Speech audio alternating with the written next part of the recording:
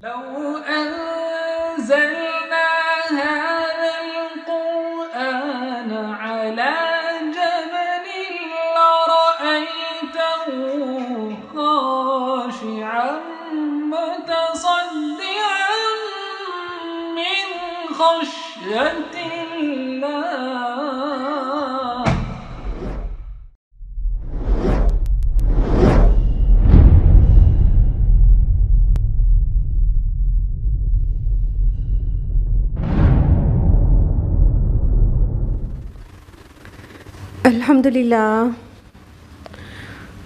الحمدللہ وحدہ والصلاۃ والسلام علی من لا نبی بعدہ واعوذ باللہ من الشیطان الرجیم بسم اللہ الرحمن الرحیم شہر رمضان الذی انزل فیہ القرآن ھدی للناس وبینات من الھدی والفرقان بسم اللہ الرحمن الرحیم رب اشرح لی صدری ویسر لی امری واحلل عقدۃ من لسانی یفقہوا قولی۔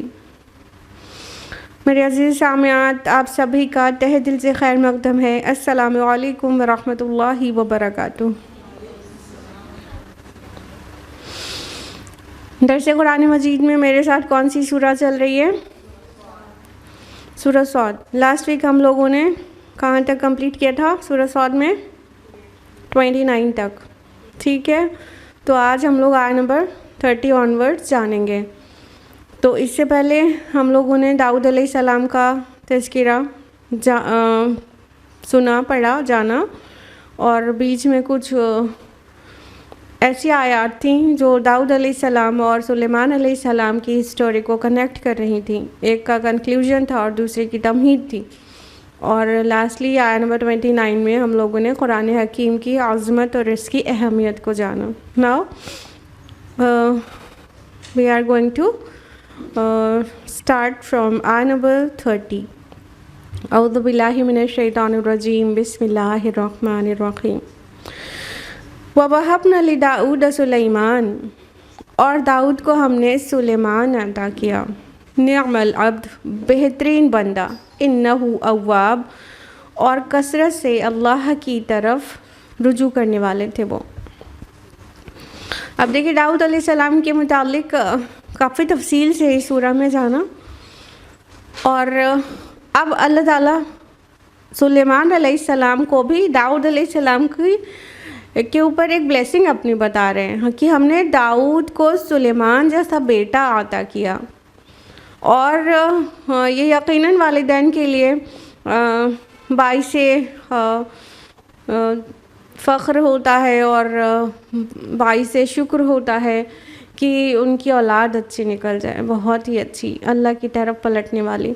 تو جس طرح داؤد علیہ السلام کا کردار تھا کہ بار بار اللہ کی طرف پلٹتے تھے اور بہت ہی حسن کے ساتھ عبادت کرتے تھے، اور روزے، نماز اور تلاوت سب کچھ داؤد علیہ السلام کی بہت مشہور ہے، آپ کو قرآن اور حدیث دونوں کی روشنی میں بتایا تھا۔ تو سلیمان علیہ السلام بھی اسی شان کے تھے، اور جہاں تک بادشاہی کی بات ہے تو سلیمان علیہ السلام کو اللہ تعالیٰ نے ان کے والد داؤد علیہ السلام سے زیادہ بادشاہت اور حکمت اور حاضر جوابی میں اس سے بھی زیادہ فضیلت دے رکھی تھی۔ تو سلیمان علیہ السلام کو اللہ تعالیٰ نے داؤد علیہ السلام کی ایک نعمت بتایا اور فرمایا نعم العبد، بہت ہی اچھا بندہ۔ سوچیے ذرا، اگر اللہ تعالیٰ کسی کی تعریف کر دے، مطلب بہت اچھا پیارا بندہ میرا، تو کتنی بڑی خوش نصیبی کی بات ہے۔ فرمایا انہ اواب، اور وہ بہت ہی رجوع کرنے والے بھی تھے۔ اواب کا معنی ہم بار بار بتا چکے اس سورہ میں، تو کہ اللہ کی طرف بار بار پلٹنے والا۔ انابت اسی کو کہتے ہیں کہ ہر ایک چیز اللہ کی طرف لوٹائے انسان، ہر ایک چیز کے لیے اللہ کی طرف پلٹے، شکر بھی کرے، اور غلطی ہو جائے تو توبہ کرے، اور بس اللہ والا جو ہوتا ہے اس کو اواب کہتے ہیں۔ تو وہ بہت ہی اللہ کی طرف وہ بھی رجوع کرنے والے تھے۔ اچھا، یہاں پہ انہو میں ہو کی ضمیر دونوں کی طرف لوٹ سکتی ہے، یعنی کہ سلیمان علیہ السلام کی طرف بھی، اور اگر چاہیں تو اس کو داؤد علیہ السلام کے لیے بھی سمجھ سکتے ہیں کہ داؤد علیہ السلام کی مزید تعریف کی جا رہی ہے، کیونکہ ناؤن تو یہاں دو ہے، داؤد بھی سلیمان بھی۔ اذ عرض علیہ بالعشی صافنات الجیاد، قابل ذکر ہے وہ موقع جب شام کے وقت اس کے سامنے خوب سیدھے سدائے ہوئے تیز رو گھوڑے پیش کیے گئے۔ دیکھیے اب یہ ایک چھوٹی سی سٹوری ہے سلیمان علیہ السلام کے تعلق سے، جس کے متعلق آپ نے بھی بہت کچھ پڑھ رکھا ہوگا، اور بہت عجیب باتیں بھی اس سٹوری کے متعلق ہیں۔ ان سب سے ہم بالکل قطع نظر کر کے جو سب سے بیلنسڈ ویو نظر آیا ہے اور جو قرآن کے الفاظ ہیں اس کے لمٹ تک ہی جو تفسیر ہے وہی آپ کے سامنے رکھیں گے، کیونکہ اس کے علاوہ بہت ساری چیزیں ایسی بھی ہیں جو قرآن میں الفاظ وہ آئے نہیں ہیں، وہ اپنے آپ ایزیوم کرنا پڑ رہا ہے اور پھر اس کی تفسیر کی گئی ہے، تو وہ تفسیر کو بالکل بھی ہم اوائڈ کریں گے، بلکہ یہاں پر جو قرآن کے الفاظ سے پتہ چل رہا ہے وہ یہ کہ چونکہ سلیمان علیہ السلام ایسے بادشاہ تھے جن کو اللہ تعالیٰ نے بہت ہی بڑی سلطنت دے رکھی تھی، یوں کہہ سکتے ہیں تو کچھ زیادہ مبالغہ نہیں ہوگا کہ ان کے وقت کی جو نون ورلڈ تھی وہ سب پر ہی حکومت کر رہے تھے، اور ظاہر بات ہے کہ راہ خدا میں جہاد کرنے کے لیے گھوڑا سب سے قیمتی سرمایہ ہوتا ہے، تو وہ گھوڑوں کی ریس کرا کے ان کے سامنے پریڈ کرائی جا رہی تھی، اور جیسے کہ head of the state parade کو دیکھتا ہے، مشاہدہ کرتا ہے اس کا، تو وہ اس پریڈ کو دیکھ رہے تھے، اور صافنات الجیاد کہا گیا۔ گھوڑوں کی دو صفات بیان کی گئی ہیں یہاں پہ۔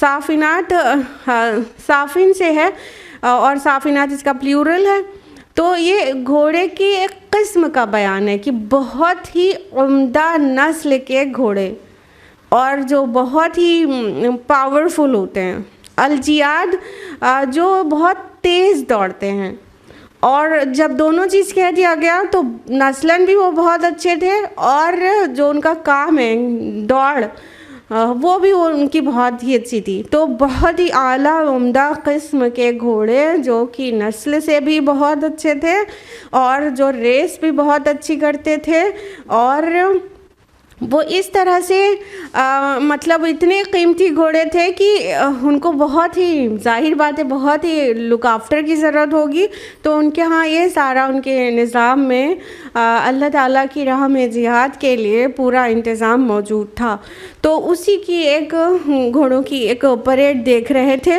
اور وہ شام کا وقت تھا، بالعشی شام کے وقت ان کے سامنے پیش کیے گئے۔ اب دیکھیں قرآن کے الفاظ پر ہی رہتے ہیں، اگلی آیت میں فرمایا فَقَالَ إِنِّي أَحْبَبْتُ حُبَّ الْخَيْرِ عَنْ ذِكْرِ رَبِّي، تو انہوں نے کہا میں نے اس مال کی محبت اپنے رب کی یاد کی وجہ سے اختیار کی ہے، حَتَّى تَوَارَتْ بِالْحِجَابِ، یہاں تک کہ وہ آنکھوں سے اوجھل ہو گئے۔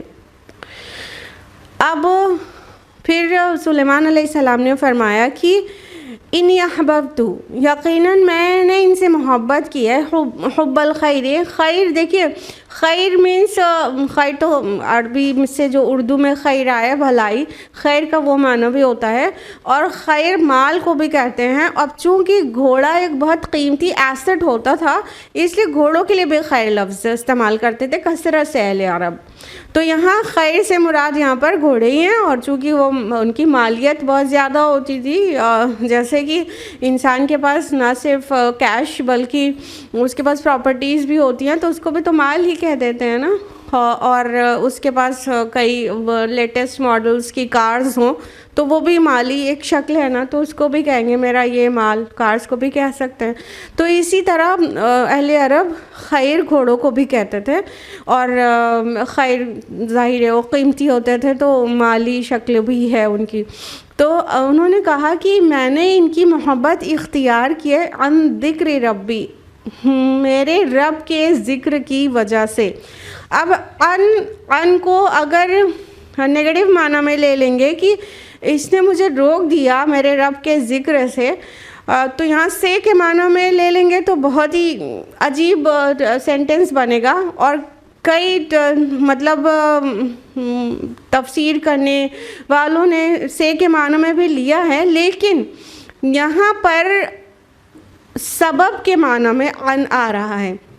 تو جب سبب کے معنی میں لیں گے کہ اس کی وجہ سے، تو جو کچھ الفاظ میں دکھ رہا ہے اس میں کہیں اس کا تسلسل بگڑے گا نہیں. تو انہوں نے کہا کہ میں نے ان گھوڑوں کی جو محبت اختیار کی ہے، یعنی یہ مجھے جو پسند ہے، یہ آج کی پریڈ مجھے اتنی خوشگوار جو لگی ہے، وہ اس لیے کہ یہ میرے رب کی یاد کے لیے ایک ذریعہ ہے. کہنے کا مطلب وہ بادشاہ تھے، ظاہر ہے جس طرح سے انہوں نے ملکہ سبا کو خط بھیجا تھا، ان کو دین کی دعوت دی تھی، وہ سرنڈر ہو کر آ گئی تھی، تو بات آسان تھی. جو نہیں مانے گا تو اس کے ساتھ تو اسٹرگل کرنا پڑے گا نا، جہاد کرنا پڑے گا. تو اس کے لیے ان اموال کی ضرورت ڈیفینیٹلی پڑنے والی تھی. تو اس لیے یہ حکم دیا گیا ہے امت محمد صلی اللہ علیہ وسلم کو بھی کہ یہ ساری چیزیں تیار رکھو، یہ مال اور گھوڑے اور یہ سب تیار رکھو اپنے رب کی راہ میں جہاد کے لیے. تو یہاں پر کہا گیا ہے کہ میں نے ان کی محبت، اس مال کی یعنی ان گھوڑوں کی محبت اپنے رب کی یاد کے لیے اختیار کی ہے.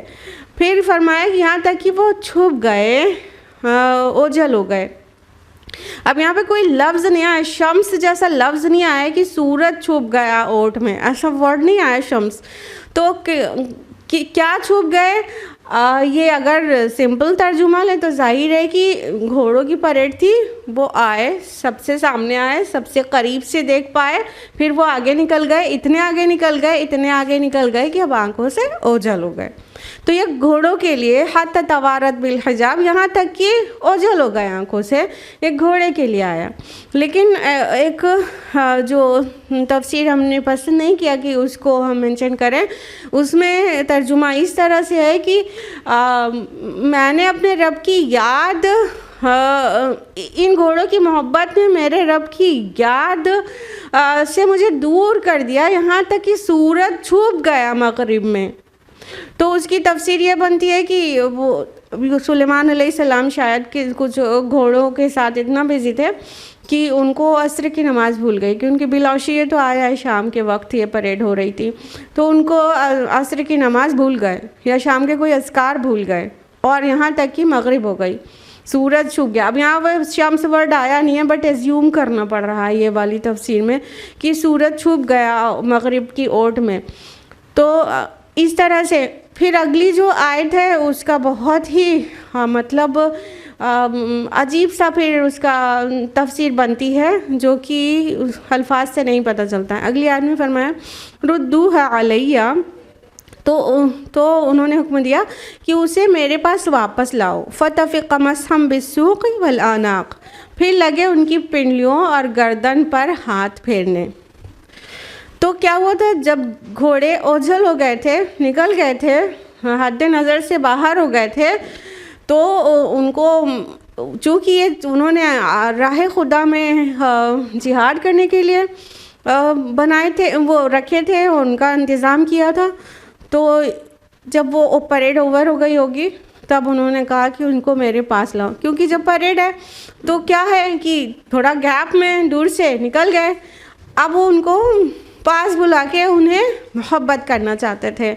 جیسے کہ ہر گھوڑے کا مالک کسی بھی ریس کے بعد گھوڑے کی گردن پر اور پنڈلی پر ہاتھ پھیرتا ہے محبت سے، تبھی ایکچولی اس کو وہ صحیح سگنلز ملتے ہیں کہ ہاں اس کا مالک اس سے محبت کرتا ہے. تو یہ جو ٹچ تھیراپی ہوتی ہے وہ دیتا ہے. تو چونکہ یہاں پر بھی بالسوق والاعناق آیا ہے کہ ان کی پنڈلیوں پر اور ان کی گردن پر وہ ہاتھ پھیرنے لگے، تو انہوں نے ان گھوڑوں کو دوبارہ کہا پھر سے نے میرے پاس لاؤ. اب ایک دم قریب جا کے انہیں ہاتھ سے سہلا کر، مطلب وہ محظوظ ہو رہے تھے کہ اللہ نے مجھے ایسے مال دے رکھے ہیں جس سے میں اس کی راہ میں جہاد کر سکتا ہوں. تو یہ بنتی ہے سٹوری قرآن کے الفاظ پر چپک کے اگر اس کا کیا جائے تو. لیکن جو ایک اور پیرالل سٹوری جو بیان کر دی جاتی ہے کہیں کہیں، جس کو بہت مطلب قدیم اور اہم مفسرین نے رد کیا ہے، تو اس کا اس آیت کا تفسیر یہ بنتی ہے کہ پھر وہ ان گھوڑوں کے اوپر تلوار سے گردنوں اور پیروں پر ہاتھ پھیرنے لگے، مارنے لگے. مطلب وہ ایک دم ان کا اپسیٹنگ موڈ دکھا رہے ہیں کہ اتنا اپسیٹ ہو گئے کہ میری نماز چلی گئی اس گھوڑوں کی محبت میں، تو انہوں نے گھوڑے کو تلوار سے وار کرنا شروع کر دیا، جو دل کو لگتی نہیں بات کہ ایسا ہوگا۔ اور ایک رسول جس کی اللہ تعالیٰ نے پہلے کافی تعریف کی اور پھر یہ بات مینشن کی، اس کے لیے کہیں سے بھی سیوٹیبل ہے کہ وہ عصر کی نماز ہی بھول جائیں، اور پھر اتنی مالیت کی چیز کو پھر تلوار سے وار کرنے لگے۔ حالانکہ پھر اس میں اتنی مزید تفسیر کرنی پڑتی ہے کہ نہیں، بہت ہلکے سے، بہت بس ان کا ایک انسٹنٹ ریاکشن تھا، وہ بہت ہلکے سے مار ہی نہیں ڈالا، لیکن تلواروں سے انہوں نے ہلکے ہلکے سے مارا، اسی لیے مسح آیا ہے۔ لیکن امام راضی اور قدیم مفسرون نے اسے بالکل ڈس ایگری کیا ہے کہ یہ ریزن ہو سکتا ہے، اسٹوری بیہائنڈ یہ ہو سکتی ہے، بلکہ تورات میں ایسے ہی بہت ساری ایسی چیزیں شامل کر دی ہیں جو خصوصاً ان دو نبیوں کے کردار کشی کرتی ہے، اور عموماً تو اور بھی نبیوں اور اولیاء اللہ کے اوپر کتنی عجیب عجیب چیزیں ان لوگوں نے چسپاں کر دی ہیں۔ تو ہمیں ضرورت نہیں ہے اسرائیلیات کی مدد لینے کی قرآن کے تفسیر کرنے میں۔ وَلَقَدْ فَتَنَّا سُلَيْمَانَ وَأَلْقَيْنَا عَلَىٰ كُرْسِيِّهِ جَسَدًا ثُمَّ أَنَابَ، اور سلیمان کو بھی ہم نے آزمائش میں ڈالا اور اس کی کرسی پر ایک جسد لا کر ڈال دیا، پھر اس نے رجوع کیا۔ دیکھیں اس کے اوپر داؤد علیہ السلام کے جو قصہ تھا اس کا انداز بھی یہی تھا کہ سب سے پہلے اللہ تعالیٰ نے داؤد علیہ السلام کی بہت تعریف کی، ان کی خصوصیات بتائیں کہ وہ کیا تھے اور ان کے پاس پاور کیا کیا تھا، ان کی خصوصیات اور صفات کیا تھیں۔ وہ بیان کرنے کے بعد داؤد علیہ السلام کو جس چیز میں آزمایا تھا پھر وہ والی اسٹوری بیان کی۔ تو ایکچولی یہی بات اس اسٹوری میں بھی آ رہی ہے، یہ مولانا مودودی کا موقف ہے کہ انداز یہ اسٹوری میں ابھی تک جو بات کہی جا رہی تھی ان کی صفات میں تھی کہ ان کو دیا کیا کیا تھا اللہ نے، اور ان کے پاس نعمتیں کتنی تھیں، اور ان کی صفات کیا کیا تھیں، یعنی ابھی تک تعریفی بات کہی جا رہی تھی۔ اب جو آیت آئی ہے یہاں سے اسٹوری بگن ہو رہی ہے کہ جو فتنہ ہم نے ان کو آزمایا، تو یہ بات یہاں سے شروع ہو رہی ہے۔ اب اس کے اوپر بھی مطلب سمجھ لیجئے یہ اسٹوری ہمیں بھی بہت پہلے سے پریشان کرتی ہے، اور یہ مشکلات القرآن میں سے ہے۔ تو ان ریئل تو اللہ تعالیٰ ہی جانتے ہیں کہ اس کے پیچھے ریئل اسٹوری کیا تھی۔ الگ الگ اندازے لگائے جاتے ہیں یا پھر اسرائیلی روایات کا سہارا لیا جاتا ہے، تو یہی کہہ سکتے ہیں۔ لیکن جو پرفیکٹ اندازہ ہے تو اسی والی اسٹوری کے متعلق ہمیں مولانا مودودی کا موقف صحیح لگا، اور کچھ ایک جو کرنٹ ٹائم کے مفسر ہیں ان میں اس کے اوپر کی جو سٹوریز تھی ان کا کوئی موقف ہمیں ان کا صحیح لگا تھا تو ہم نے وہ پیش کیا تھا۔ حالانکہ میری اپنی کوئی حیثیت نہیں ہے اسلام میں، آئی ایم زیرو ان اسلام، میرے سوچنے سے نہیں ہوتا ہے، لیکن ہوتا ہے نا کہ ذمہ داری ہم اپنے اوپر لے رہے ہیں۔ پڑھا کئی مفسرون کو ہے کئی تو، لیکن کسی نے کسی کو اسرائیل سے کہیں کسی سٹوری میں ویل کیا کہ ہاں یہ ان کو لگا کہ یہ اس کے مطابق ہے اور کہیں پہ رد کر دیا۔ تو بہرحال یہ والی سٹوری ہمیں مولانا مودودی کے حساب سے صحیح لگی۔ حالانکہ اس میں داؤد علیہ السلام کی سٹوری میں ہم نے کہا تھا مولانا مودودی کو آپ پڑھنا چاہے تو اپنے سے پڑھ لیں، اور انہوں نے تھوڑا بیلنسڈ ویو دیا ہے، لیکن ہمیں وہ ویو بھی پیش کرنا ہمیں اپنے حساب سے مناسب نہیں لگا تھا کہ میری وہ پوزیشن ہے کہ ہم داؤد علیہ السلام کے متعلق وہ بات کہیں جو ایون مولانا مودودی نے لکھ چھوڑی ہے۔ آپ چاہیں تو پورا تاریخ سے انہوں نے دیا ہے تو آپ چاہیں تو پڑھ لیں۔ بہرحال اس میں جو بات سمجھ میں آ رہی ہے وہ یہ کہ الفاظ صرف یہ کہہ رہے ہیں کہ ہم نے انہیں آزمایا، اللہ تعالیٰ نے سلیمان علیہ السلام کو آزمایا اور ان کی کرسی پر ایک جسم، ایک دھڑ لا کے ڈال دیا گیا، جسدا ثم اناب، اور قال رب اغفر لی وہب لی ملکا لا ينبغی لأحد من بعدی، تو انہوں نے کہا اے میرے رب مجھے معاف کر دے اور مجھے وہ بادشاہی عطا کر جو میرے بعد کسی کے لیے بھی زیب نہ دے، انک انت الوہاب، بے شک آپ ہی عطا کرنے والے ہیں۔ تو بہرحال یہ کوئی آزمائش تو تھی، اب اس میں کہا بہت ساری چیزیں گئی ہیں کہ وہ دھڑ کون سا تھا، بہت عجیب چیزیں بھی ہیں، اس کو بالکل تھرو آؤٹ چھوڑ کر صرف یہ کہنا چاہیں گے کہ ممکنہ طور پر اللہ نوز بیسٹ نا، ممکنہ طور پر داؤد علیہ السلام کی جیسی بادشاہی تھی، ایکسٹراڈنری تھی. ہم نے ابھی آپ کو بتایا کہ کتنے بڑے زمین کے خطے پر وہ بادشاہت کرتے تھے، اور ہوا پر ان کا کنٹرول، اور پرندوں پر ان کا کنٹرول. تو اس طرح اتنا بڑا مطلب اتنا کچھ، اور شیاطین پر ان کا کنٹرول، یہ سب تھا. تو ان کے دل میں ہو سکتا ہے کوئی ایسی خواہش ابھری ہو کہ یہ جو بادشاہت ہے وہ میرے خاندان میں باقی رہے، اور میری اولاد کو بھی اللہ تعالیٰ ایسی بادشاہت کو منتقل کر دے. ان میں بھی ہو سکتا ہے ان کے دل میں ایسی کوئی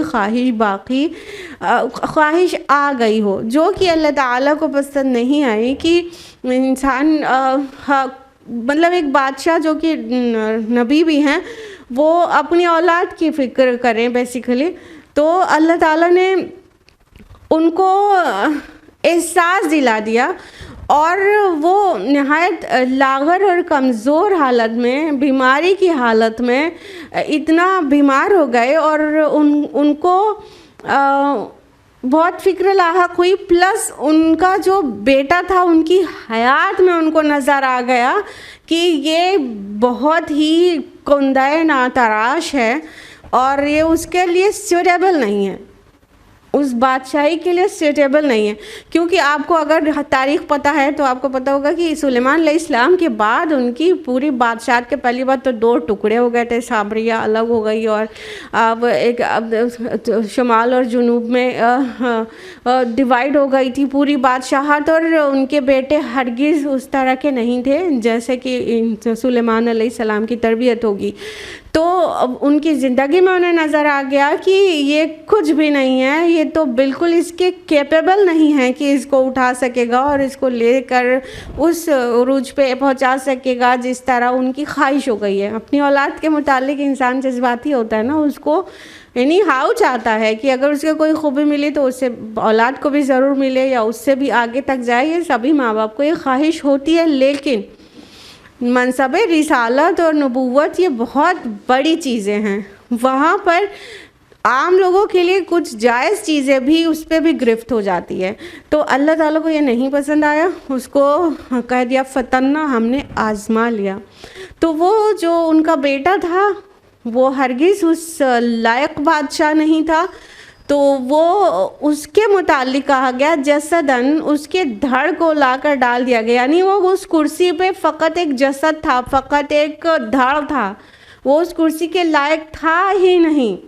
ان کو اپنی حیات میں نظر آ گیا کہ میرا بیٹا کس قدر مطلب کس قدر مختلف ہے ان دینداری سے جو ایکچولی چاہتے ہیں.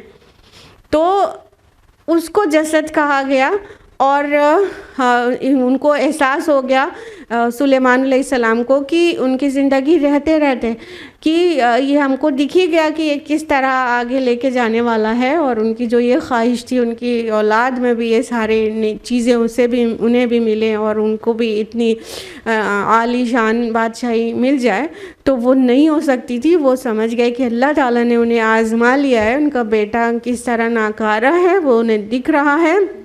تو فوراً تائب ہوئے اور کہا کہ اے رب ہم کو بخش دے. یعنی انہوں نے سرنڈر کیا کہ ہم سے غلطی ہو گئی، جو ہم نے یہ خواہش کر لی تو آپ ہمیں معاف کر دیجئے.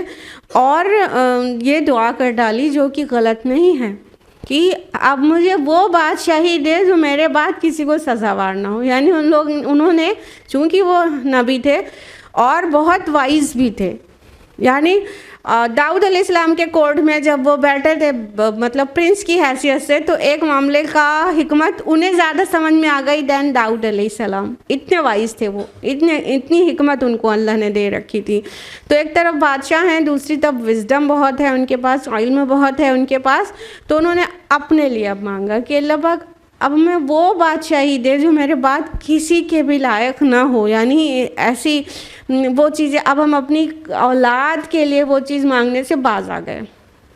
آپ ہم کو وہ دیجیے جو میرے بعد کسی کے لیے سزاوار نہ ہو، اس کے لیے سوٹیبل نہ ہو، آپ ہی تو اصل عطا کرنے والے ہیں۔ فَسَخَّرْنَا لَهُ الرِّيحَ، تب ہم نے اس کے لیے ہوا کو مسخر کر دیا، تجری بِأَمْرِهِ، جو چلتی تھی اس کے حکم سے، نرمی کے ساتھ، رُخَاءً حَيْثُ أَصَابَ، نرمی کے ساتھ چلتی تھی وہ جدھر چاہتے تھے۔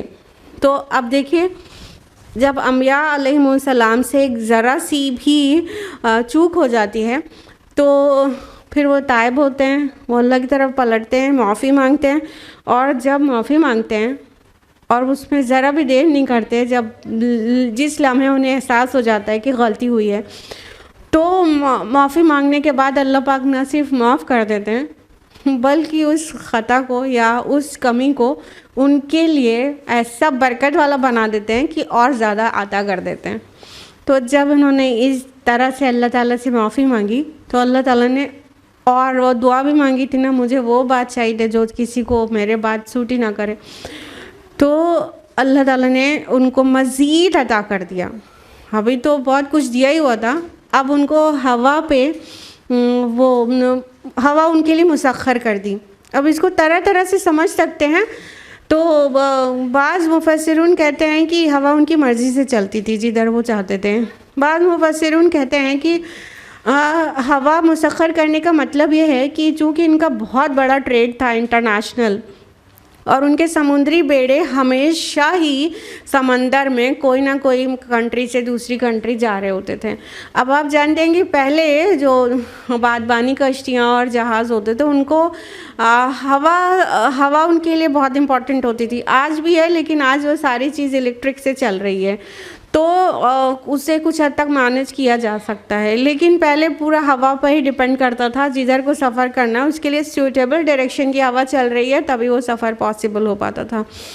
تو ان کا یہ ہوا کو مسخر کرنے کا مطلب یہ ہے کہ ان کے جو بھی سمندری بیڑے جس بھی ملک کے لیے جاتے تھے تو ہوا اس کے لیے مطابق جانب ایک دم اس صحیح ڈائریکشن میں چلتی تھی، اور ان کے کوئی بھی سمندری بیڑے کو کبھی کوئی نقصان اور فیلئر نہیں پیش آتا تھا۔ تو ہوا مسخر کرنے سے مراد یہ بعض مفسرین کے نزدیک، اور تو نرمی سے چلتی تھی۔ تو ریح اور ریاح ورڈ جب آتا ہے تو آپ دیکھیں گے کہ ریحن تو بیسیکلی خطرناک ہوا کے لیے آتا ہے، آندھی کے لیے، اور ریاح نارمل ہوا کے لیے آتا ہے جو ڈسٹرکٹیو نہیں ہے۔ تو لیکن یہاں پہ خاص بات یہی ہے کہ ان کے جو سمندری بیڑے ہوتے تھے ان کے لیے ہوا نقصان دہ نہیں ہوتی تھی، بلکہ جدھر ضرورت ہے وہاں ادھر بھی چلتی تھی، پلس نرمی سے چلتی تھی، ڈسٹرکٹیو نہیں ہوتی تھی، آندھی نہیں ہوتی تھی، طوفان نہیں ہوتے تھے۔ سمندر میں آندھی اور طوفان آج کے سائنس اور ٹیکنالوجی ایڈوانس ہونے کے بعد بھی کتنے جہاز ڈوب جاتے ہیں۔ ٹائٹینک کے لیے کہا گیا تھا نا، اس کو خدا بھی نہیں ڈبا سکتا، آپ کو پتہ ہے وہ کہاں پڑا ہے، آج بھی سمندر کی تل میں پڑا ہے، اور آج بھی ریسرچز کرے جا رہے ہیں کہ اس کو کیسے اوپر لا سکتے ہیں ہم۔ تو ساری سائنس اور ساری ٹیکنالوجی فیل ہو کے وہیں کہ وہیں شاٹر ہو جاتی ہے جب انسان اللہ کا انکار کر دیتا ہے۔ تو بہرحال سلیمان علیہ السلام کے پاس وہ سائنس تھی کہ ہوا ان کو ڈسٹرکٹیو نہیں ملتی تھی، صرف پروڈکٹیو ہوا چلتی تھی ان کے ہر ایک بزنس ٹرپ کے لیے جب بھی وہ جدھر بھی جا رہے ہوتے تھے۔ وَالشَّيَاطِينَ كُلَّ بَنَّاءٍ وَغَوَّاصٍ، اور شیاطین کو مسخر کر دیا ہر طرح کے معمار اور غوطہ خور۔ وَآخَرِينَ مُقَرَّنِينَ فِي الْأَصْفَادِ، اور دوسرے جو پابند سلاسل تھے۔ نہ صرف ہوا کو بلکہ اللہ تعالیٰ نے شیطانوں کو بھی سلیمان علیہ السلام کے کنٹرول میں دے دیا تھا۔ تو شیطان یعنی وہ بڑے بڑے ہیکل جن جو بہت بڑے بڑے کام کر سکتے تھے، اب چونکہ وہ سرکش ہوتے ہیں ان کی بہت بڑی میجورٹی، تو اس سے پروڈکٹیو کام نہیں ہو سکتے تھے، لیکن سلیمان علیہ السلام کے کنٹرول میں تھے، ان کی اولاد کے کنٹرول میں نہیں تھے، ان کے کنٹرول میں تھے، تو ان کے کنٹرول میں اللہ تعالیٰ نے دے دیا۔ یہ ایک اور بلیسنگ ہے، یعنی وہ تائب ہوئے تو اللہ نے اور بڑھا دیا، ان کے نعمتوں میں اور بڑھا دیا اور بڑھا دیا۔ یہ آیت تو سب کو معلوم ہی ہے، لئن شکرتم لازیدنکم، اگر تم شکر گزاری کرتے رہو گے تو ہم مزید تمہیں اور دیں گے اور دیں گے۔ اس کے آگے ایک بات اور ہے، وَلَئِن كَفَرْتُمْ إِنَّ عَذَابِي لَشَدِيدٌ، لیکن اگر تم نے ناشکری کی تو میرا عذاب شدید ہے، جان لو۔ سورہ ابراہیم کے آیت نمبر 7، یہ بالکل ہر ایک کے لیے پریکٹس میں بھی انسان نے دیکھی ہوگی اپنے عمل سے کہ جس جس چیز میں بہت شکر گزاری کا رویہ اختیار کیا اللہ نے اسے مزید بڑھایا ہے نا۔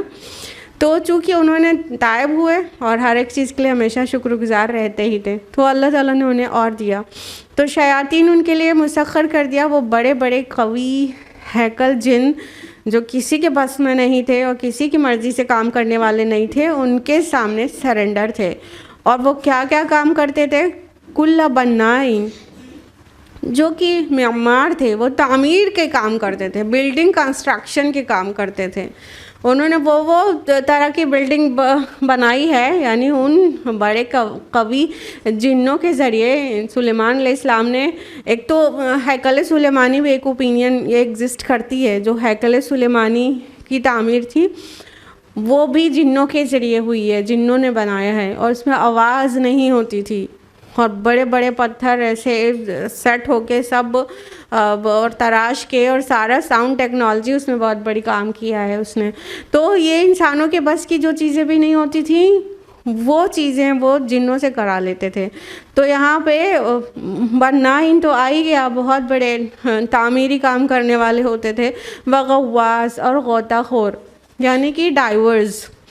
تو وہ بہت سمندر کی ڈیپ سی میں جا کر، ڈیپ اوشن میں ایک دم نیچے جا کر وہاں سے موتیاں نکال کے لانا، اور دیگر کام جو انہیں ہینڈ اوور کیا جاتا تھا وہ سمندر میں غوطہ زنی کر کے وہ نکال لاتے تھے۔ ابھی جو پرل ڈائیورز ہوتے ہیں وہ دیکھیے کہ ابھی آکسیجن وغیرہ ساتھ میں لے کے جاتے ہیں۔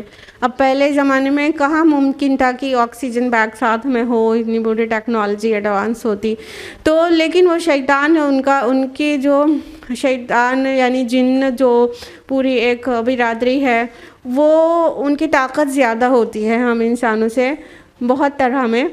اور آپ کو پتہ ہوگا ابلیس اپنا تخت سمندر کی سطح پر ہی لگاتا ہے، تو ان کی پہنچ زیادہ ہے، آسمانوں میں بھی ہے، سمندر کے اندر بھی ہم سے زیادہ پہنچ ہے۔ تو سلیمان علیہ السلام نے اس کو چینلائز کر کے اس سے پروڈکٹیو کام لیا۔ بات تو یہی ہے نا کہ کسی کے قابو میں آئے تو ان سے بڑے بڑے کام لے سکے، کوئی قابو میں اور کسی کے ہے نہیں۔ اور جو آج کے لوگ کہتے ہیں کہ وہ شیطان کو قبضے میں کرے ہیں، وہ بوتل میں بند کر کے وہ اس کو قید کرے ہیں، بوتلیں لٹکائے رہتے ہیں اپنا، کہتے ہیں اس کے اندر، وہ سب جھوٹے ہوتے ہیں۔ تو لیکن سلیمان علیہ السلام کو ایکچولی ایسے سرکش شیاطین اور جن ان کے قبضے میں ہوتے تھے، وہ ان کو اوپر کنٹرول رکھتے تھے، ان کی بات مانتے تھے۔ اور سلیمان علیہ السلام کی وفات بھی اس طرح سے ہوئی نا کہ جن کام میں لگے تھے، اگر انہیں پتہ چل گیا ادھر سلیمان علیہ السلام نہیں رہے تو کام اسی سے لمحے چھوڑ دیتے۔ تو کنسٹرکشن کا کام کر رہے تھے، ایک اوپینین ہے یہ کہ وہ ہیکل سلیمانی کی تعمیر چل رہی تھی، کمپلیٹ نہیں ہوئی تھی، لہٰذا سلیمان علیہ السلام کے ایسے فوت ہوئے ہیں کہ کسی کو پتہ ہی نہیں چلا کہ وہ اب نہیں رہے، یہاں تک کہ وہ کام میں لگے رہے۔ اور فرمایا اور دوسرے وہ جو قید ہوتے تھے بیڑیوں میں جکڑے ہوئے، یعنی کہ بہت سارے ہیکل جن بہت سرکش ہوتے تھے تو انہیں قید کر کے رکھتے تھے۔ ان کو اب ضروری نہیں کہ قید کرنے کے لیے ان کو بیڑیاں لوہے کی چاہیے ہوتی تھی، ڈپینڈز آن دا سچویشن کی ان کو بہتر پتہ ہوگا کہ ان کو کیسے قید کرنا ہے، تو ان کے کنٹرول میں قید میں بھی رہتے تھے، اور جب چاہتے تھے انہی مطلب اتنے قوی جنوں سے ان سے بھی کام لے لیتے تھے، باقی ٹائم کے لیے سرکشی نہ کریں اس لیے قید کر کے رکھتے تھے۔ ھذا عطاؤنا فمنن، تو ہم نے ان سے کہا یہ ہماری بخشش ہے تجھے، فمنن او امسک بغیر حساب، تجھے اختیار ہے جسے چاہے روک لے اور جسے چاہے دے، کوئی حساب نہیں۔ اللہ تعالیٰ نے اتنا کچھ دے کر سلیمان علیہ السلام کو فرمایا کہ یہ ہماری بخشش ہے، فمنون او امسک، آپ کسی پر احسان کریں یا روک رکھیں، کوئی حساب نہیں۔ اس کا کیا مطلب ہے؟ فمنون جو ورڈ آیا ہے تو من سے ہے، من کا مطلب ہوتا ہے احسان، نا، لا تبطلوا صدقاتکم بالمن والاذی، نا، اپنی صدقات کو ضائع مت کرو احسان جتا کر اور تکلیف دہ باتیں کہہ کر، تو یہ اسی سے ہے، میم نون نون، من کا مطلب ہوتا ہے احسان۔ تو اللہ تعالیٰ نے فرمایا کہ ہم نے آپ کو بہت کچھ دے رکھا ہے، اب آپ کی مرضی ہے کہ آپ کسی کے اوپر احسان کریں یا کسی سے روک لیں، آپ سے کوئی حساب نہیں ہوگا۔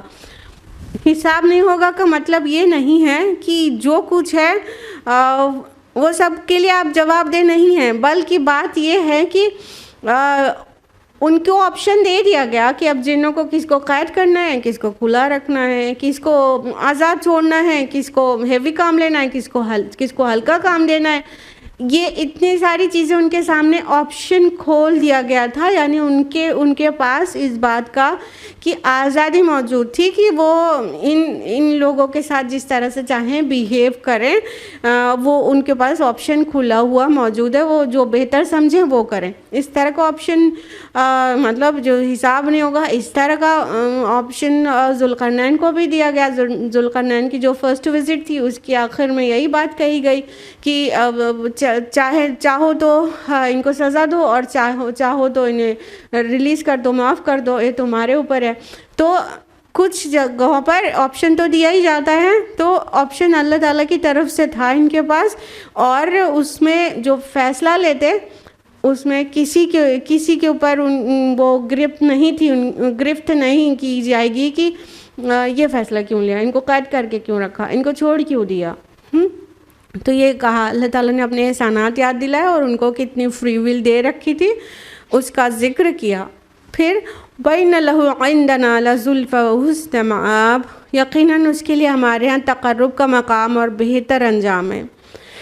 اب دیکھیے یہ ابھی تک جو کچھ بیان ہو رہا تھا وہ دنیاوی عطا تھی، جو کچھ دیا گیا تھا وہ صرف دنیا کا سامان تھا، بہت کچھ دیا گیا لیکن وہ دنیا تک ہی محدود رہنا تھا۔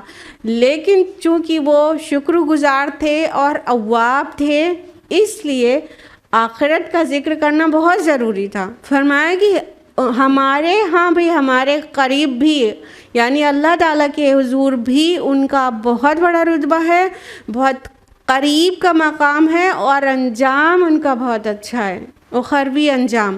تو نہ صرف سلیمان علیہ السلام کو دنیا میں دیا گیا بلکہ آخرت میں بھی بہت دیا جائے گا، اللہ نے ان کے لیے رکھا ہے آخرت میں بھی۔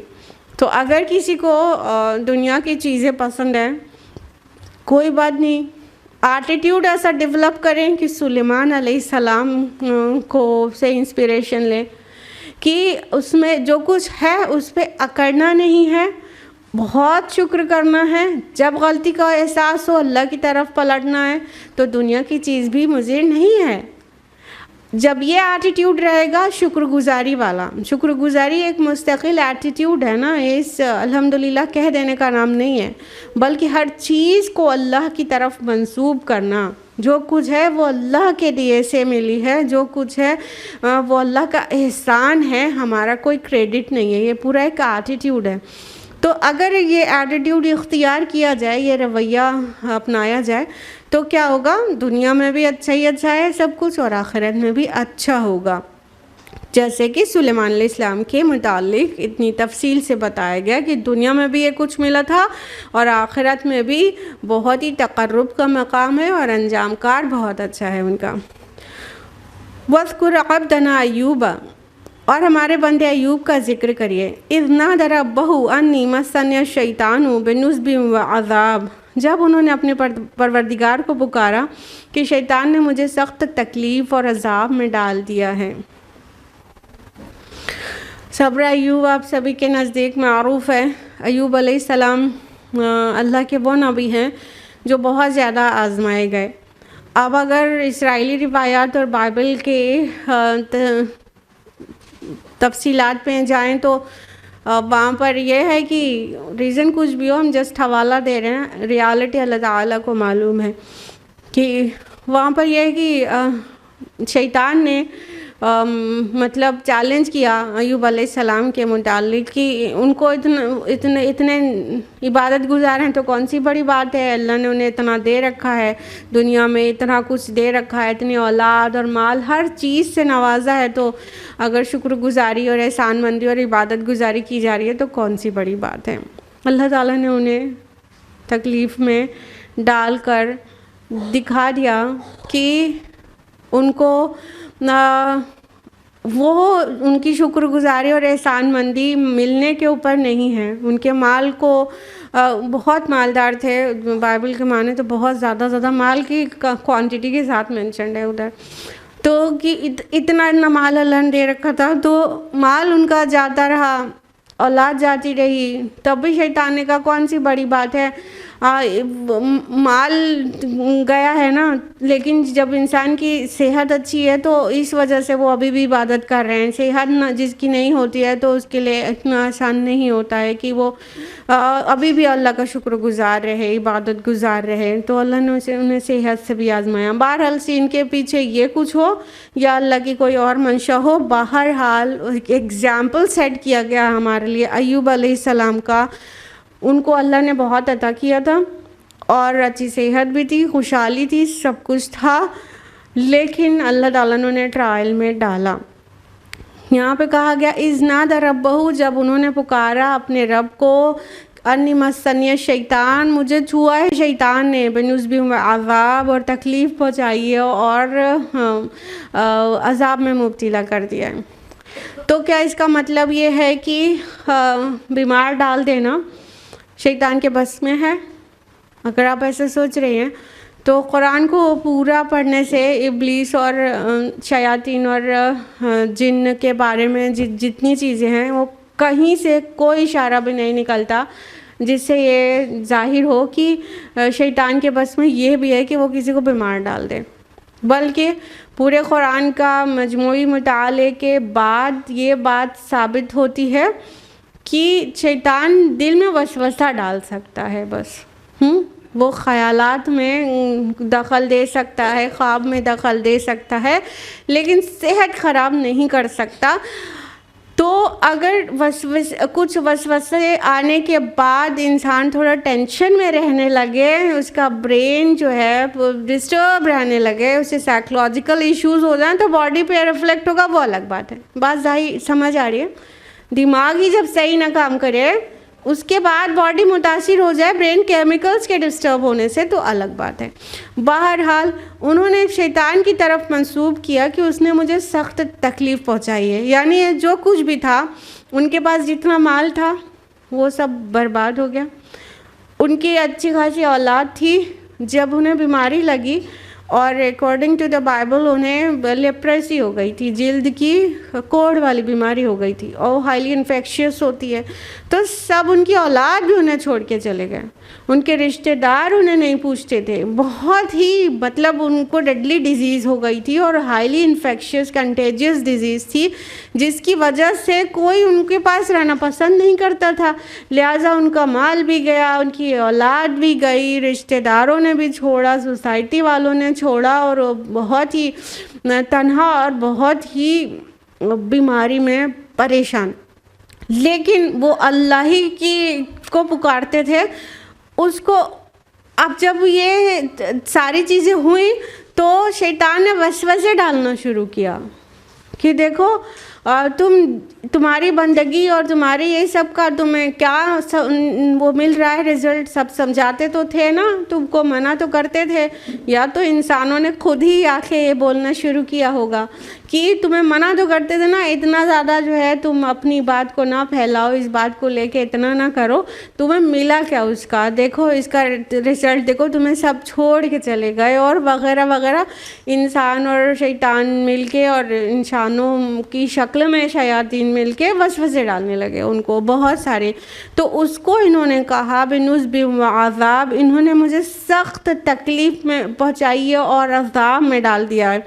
اب اگر آپ یہ سوچیں کہ نصب جو ورڈ ہے بنصب، تو نصب تو اس کو جسمانی تکلیف کو کہتے ہیں. تو ہاں اٹ مائٹ بی پاسبل نا کہ اتنے وسوسے آئیں کہ دماغ اپنے صحیح کام کرنا چھوڑ دے اور برین کیمیکلز ڈسٹرب ہو جائیں، جس کی وجہ سے آٹومیٹکلی اس کا اثر باڈی پہ آئے. جب دماغ جب کسی کو انزائٹی اور پینک اٹیکس آتے ہیں تو فائنلی باڈی بھی متاثر ہو جاتی ہے نا. تو دماغ کی وجہ سے جسم تو متاثر ہوتا ہی ہے، کیونکہ پورے باڈی کو برین ہی کنڈکٹ کر رہا ہوتا ہے. تو بہرحال ان کو جسمانی تکلیفیں بھی تھیں اور بڑی مشکل میں بھی ڈالا ہوا تھا، اس کو شیطان کی طرف منسوب کیا. اور یہ عین ادب بھی ہے کہ بری چیزوں کو شیطان کی طرف منسوب کرنا چاہیے اور ہر اچھی چیز کو اللہ تعالیٰ کی طرف منسوب کرنا چاہیے. دیکھیے یوشع ابن نون جب موسیٰ علیہ السلام کے ساتھ وہ والے سفر پہ گئے تھے جہاں خضر ملے تھے، تو وہ مچھلی جب زندہ ہو کے پانی میں چلی گئی تھی سرنگ بنا کے، تو وہ موسیٰ علیہ السلام سے بتانا بھول گئے. تو کیا ریزن دیا تھا انہوں نے؟ کہا مجھ کو شیطان نے بلا دیا. تو ہر بری چیز کو شیطان سے منسوب کرنا چاہیے، اللہ تعالیٰ سے نہیں کرنا چاہیے. اللہ کے اذن سے تو ہی ہوتا ہے، یہ تو بالکل سرٹن بات ہے، لیکن یہ عین ادب ہے کہ وہ اللہ کی طرف منسوب نہ کی جائے، کیونکہ اللہ کا صرف اس میں اذن شامل ہوتا ہے، مرضی نہیں شامل ہوتی ہے.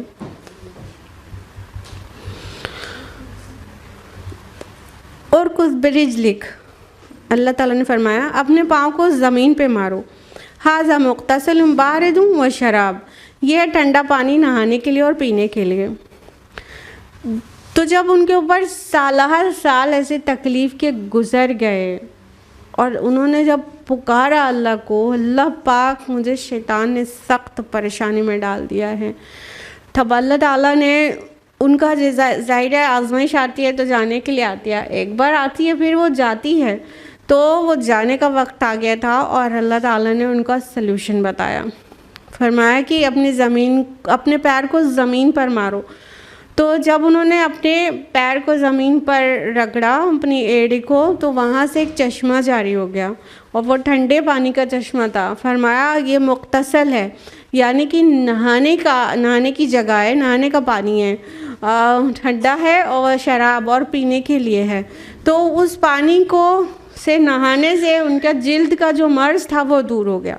یہ جو اسکن ڈیزیزز ہوتی ہیں نا، آپ کو ضرور پتہ ہوگا کہ صرف وہ اسپیشل چشمہ نہیں جو اللہ تعالیٰ نے ایوب علیہ السلام کے لیے نکال دیا تھا، پھوڑ دیا تھا ان کے پیر کے نیچے سے، بلکہ دوسرے کئی اور ایسے پانی کے وہ سورسز ہیں جہاں پر اسکن ڈیزیزز صحیح ہوتی ہیں. اگر آپ کو پتہ ہو کہ اب کئی انڈیا میں بھی کچھ جگہوں پر کتنے ایسے چشمے ہیں جس سے بہت ساری اسکن ڈیزیزز صحیح ہو جاتی ہیں.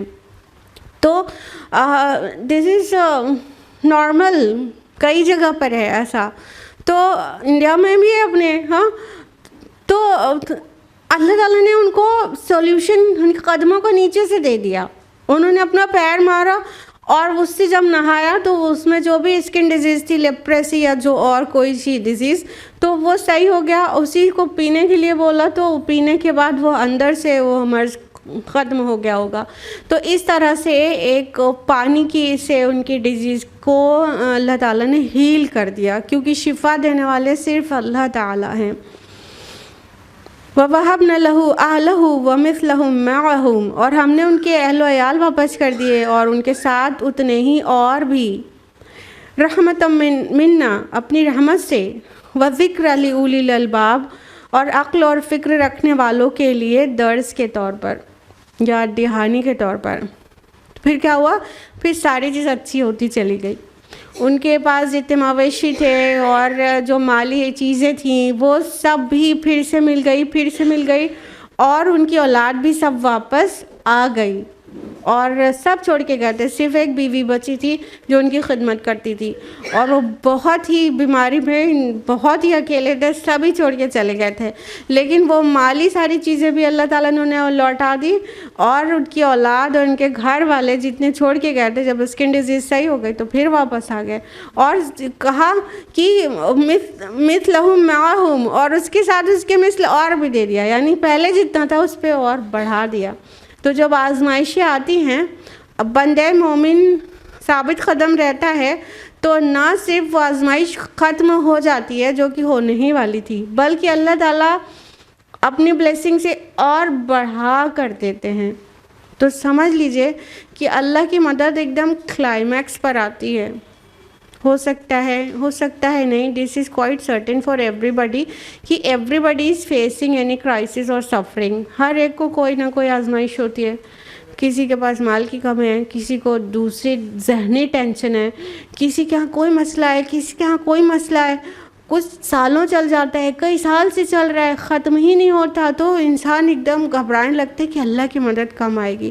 تو قرآن شاہد ہے کہ اللہ کی مدد آتی ضرور ہے ثابت قدم رہنے والوں پر کے پاس، لیکن اللہ کی مدد ایک دم کلائمیکس پر آتی ہے، ثابت قدمی کی اپنی چوٹی پر انسان پہنچ جائے، اور جو کرائسس ٹائم ہے وہ بہت بہت ہائی لیول پہ پہنچ گیا، بہت زیادہ جھنجھوڑ دیا جائے، پھر اس سے بڑھ چڑھ کے اللہ کی مدد آتی ہے کہ پھر انسان پکار اٹھتا ہے اور سجدے میں گر جاتا ہے کہ اللہ پاک آپ ہی کر سکتے تھے سب کچھ اتنے لمحے میں سالو نا۔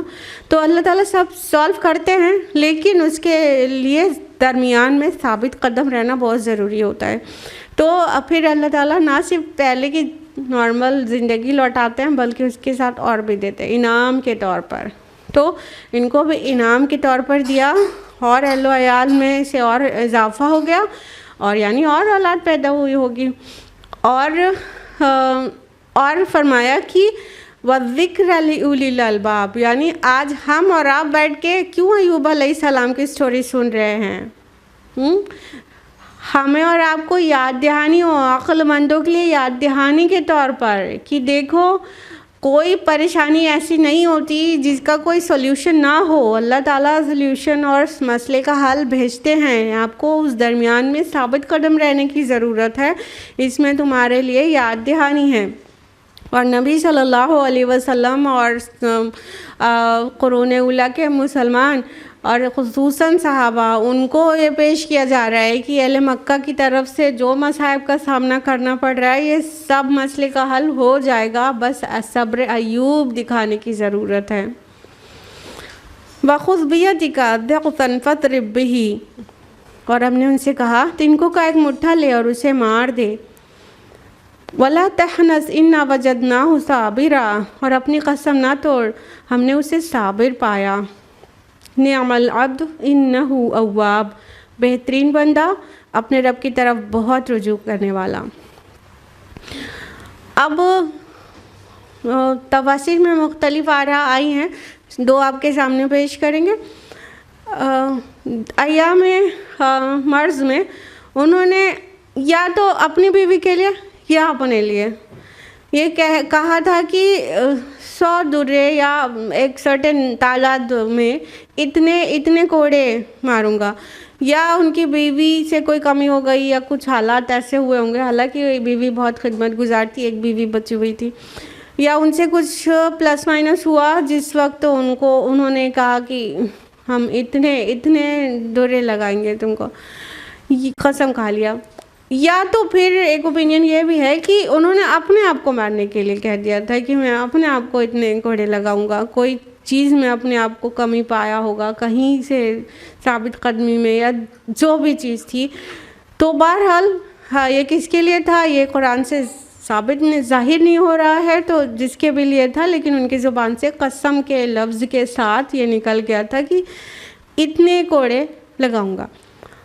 تو اللہ تعالیٰ نے اس کا ایک بہت ہی خوبصورت سلیوشن پیش کیا اپنے بندے ایوب علیہ السلام کے لیے، کیونکہ فرمایا وجدناہ صابرا، ہم نے اسے صابر پایا۔ This is why صبر Ayub is always famous to everyone. Ayub علیہ السلام کے صبر کی تعریف اللہ تعالیٰ نے کی ہے، ہم نے اسے صبر کرنے والا پایا. سوچے کس ڈگری کا صبر ہوگا جو اللہ تعالیٰ نے تعریف کی ہے کہ ہم نے اسے صبر کرنے والا پایا. اور صبر کا جو بنیادی مطلب ہوتا ہے وہ ہوتا ہے ڈٹے رہنا، قائم رہنا، اور انہی حالات پہ کیپ گوئنگ رہنا.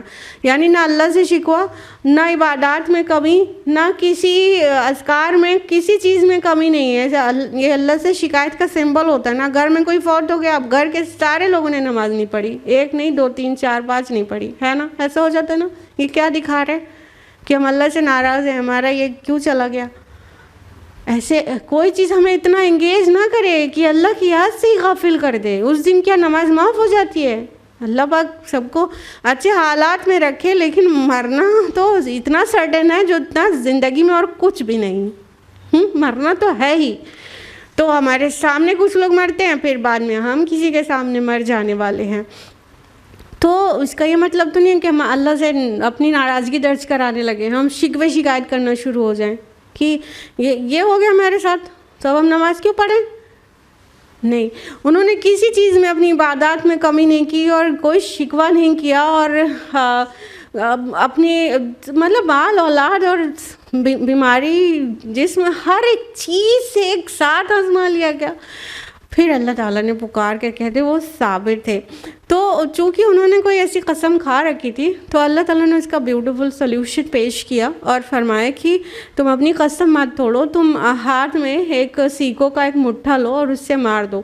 مان لیجیے 100 کوڑے 80 کوڑے جو بھی انہوں نے کہہ دیا تھا، تو اتنے تیلیوں کا ایک مٹھا ایک بار میں ایک ساتھ لینے کے لیے کہا گیا کہ ایک جھاڑو بنا لو، اتنے تنکوں کو ڈال کر جتنے کوڑے تم نے کہے ہیں اتنے تنکوں کے ساتھ ایک جھاڑو بنا کے اس سے اگر انہوں نے اپنے لیے کہا تھا تو اپنے لیے اور بیوی کے لیے کہا تھا تو بیوی کے لیے، اس کو ایک بار مار دو، تمہاری قسم پوری ہو جائے گی. اسے کیا کیا بات پتہ چلتی ہے؟ ایک بات تو یہ کہ قسم ایسی چھوٹی موٹی چیز نہیں ہوتی جس کو اگنور کر دیا جائے. دوسری بات کیا پتہ چلتی ہے؟ وہ یہ کہ کیا یہ بات عام ہے کہ سب کے لیے کہ کسی اس طرح حیلہ کر لے؟ نہیں، یہ اللہ تعالیٰ کا بتایا ہوا حیلہ تھا جو کہ ایوب علیہ السلام کو خصوصاً بتایا گیا تھا. تو یہ اس کو ہر وقت انکنڈیشنل سب لوگ جسٹیفائی نہیں کر سکتے اپنی قسم کا سولوشن دینے کے لیے. تیسری چیز، قسم وہ والی جو جس میں شریعت کا کوئی وہ نہیں ہو رہا ہے، رول بریک نہیں ہو رہا اور کوئی کسی اوپر ظلم نہیں ہو رہا ہے، وہ قسم پوری کرنی ہی کرنی ہے. لیکن کسی قسم کو پورا کرنے میں کسی کے اوپر ظلم ہو جائے گا یا تو پھر کوئی شریعت کی پابندی نہیں ہو پائے گی تو اس قسم کو نہیں کرنا ہے. ٹھیک ہے، تو اس کا شریعت محمدی میں سولوشن یہ بتایا گیا ہے کہ پھر اس قسم کو پورا نہیں کریں گے اور قسم کا کفارہ بھی ادا کریں گے.